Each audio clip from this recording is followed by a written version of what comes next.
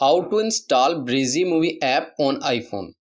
First of all, let's navigate and open the App Store on your iPhone. Once you are in, go to the search page and in the top bar type Breezy movie app to find it.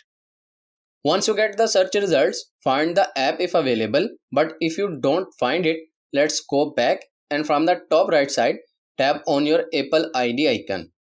A new page will appear on the screen. Here, tap on your Apple ID at the very top and select the verification to unlock. Here, find and tap on country or region option and it will take you to a new page. Tap on change country or region. A list of countries will appear on the screen. Scroll down to find your location. United States is recommended because this app may not be available in your region. Read the following terms and conditions and tap on agree at the top right side. Next, it will ask you to enter a payment method by choosing credit card or PayPal. Once you enter the details, tap on done from the top right side. If you don't have USA payment details, you can use FAK details to enter, and once done, you will get the Breezy app in the search results. And that's it. This is how you can download Breezy movie app on iPhone.